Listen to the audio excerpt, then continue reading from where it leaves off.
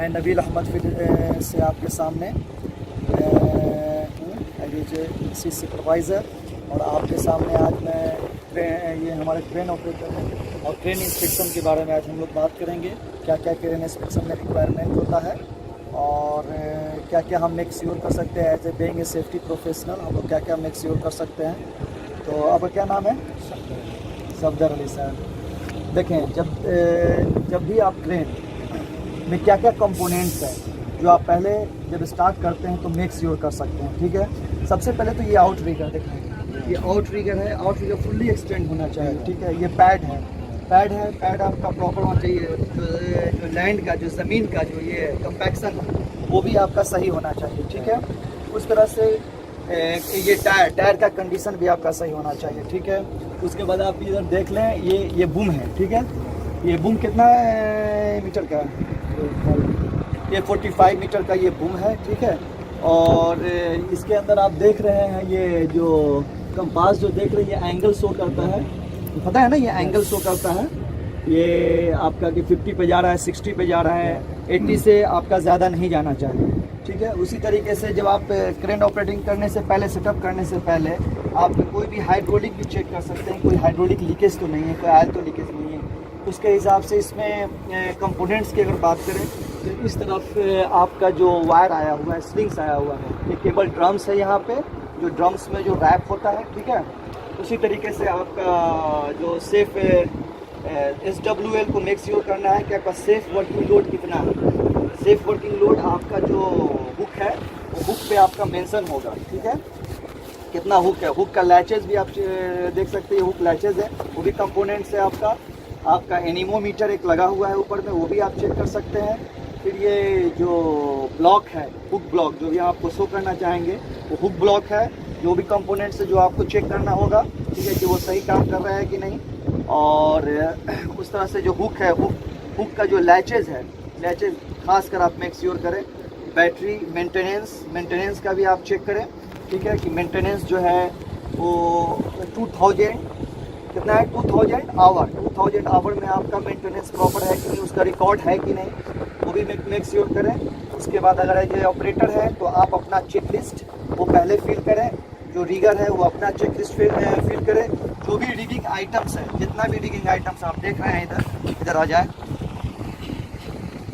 जो rigging item है उसको आप आइडेंटिफाई करेंगे कितना टन का है इसमें। ठीक है, उसके बाद ही लिफ्ट करें। आप जो लोड कर रहे हैं उसके हिसाब से आप जब ऑपरेटिंग करने जा रहे हैं तो आप ये मेक श्योर करें, एज आप ऑपरेटर है, आप मेक श्योर क्या लेंथ है। ठीक है, मटेरियल कहाँ से पिक करना है, कहाँ रखना है, ये मेक श्योर करें। जो आपका रेंज डायग्राम है, जो रेंज डायग्राम है, रेंज डायग्राम भी आप चेक कर सकते हैं, उसके हिसाब से कितना एंगल है, कितना लेंथ है, ऐसा ही है ना। उसके बाद फिर आपका जो लोड चार्ट है, लोड चार्ट से आप कैलकुलेट कर सकते हैं कि इस एंगल में, इस रेडियस में, इस लेंथ में क्या आपका मतलब है, कितना लोड आ रहा है। ठीक है, आपका रिगिंग जितना भी पार्ट्स है, जितना भी रिगिंग आइटम है, आपका गुड कंडीशन में होना चाहिए। अगर ये डैमेज है, क्रैक है, आप यूज़ न करें। ठीक है, इधर आ जाए,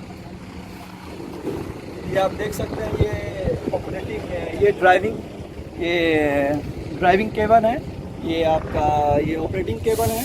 ठीक है, और इधर आ जाइए, सेंटर में आप देख रहे हैं ये भी लोड बेरिंग करने का ये आपका जैक है।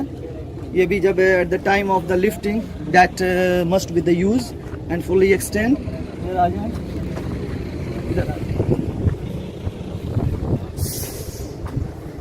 ये देखिए, ये लोड आपका हुक पे, या वो मेन हुक हो या फिर ऑक्सिलरी हुक हो, दोनों पे ये आपका लोड मेंशन होना चाहिए। ठीक है, NT2 ब्लॉक जो है वो आप देख रहे हैं, NT2 ब्लॉक आपका कंडीशन, NT2 ब्लॉक काम करता है, NT2 ब्लॉक आपका काम करना चाहिए। ठीक है, ये जितना भी आपका स्लिंग्स है ये लुब्रिकेटेड होना चाहिए। ठीक है, ये स्लिप्स देखें, ये स्लिप्स है।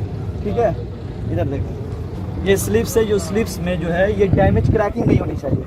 ये जो क्रैकिंग है ना, ये क्रैकिंग नहीं होनी चाहिए। अगर क्रैकिंग है तो eight the time of the lifting the might be the slip, हो सकता है। ठीक है, ये आपका हुक ब्लॉक है, ये हुक है, हुक पे भी मेंशन होना चाहिए कितना है, ये 25 टन है, ये 25 टन इसकी कैपेसिटी है। ठीक है, 25 टन।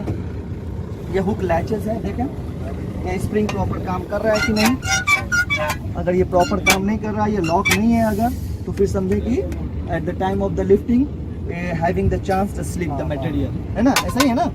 ठीक है, ये मेन हुक ब्लॉक ये है और ये आपका ऑक्सिलरी हुक है। ठीक है, इस पर भी मेंशन आपका ऑलरेडी किया हुआ है।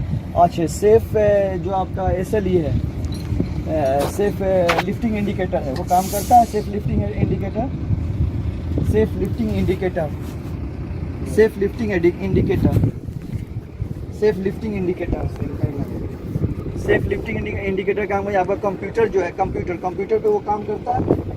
पूरा जितना डिस्प्ले है यहाँ पर, कितना एंगल है, कितना रेडियस है।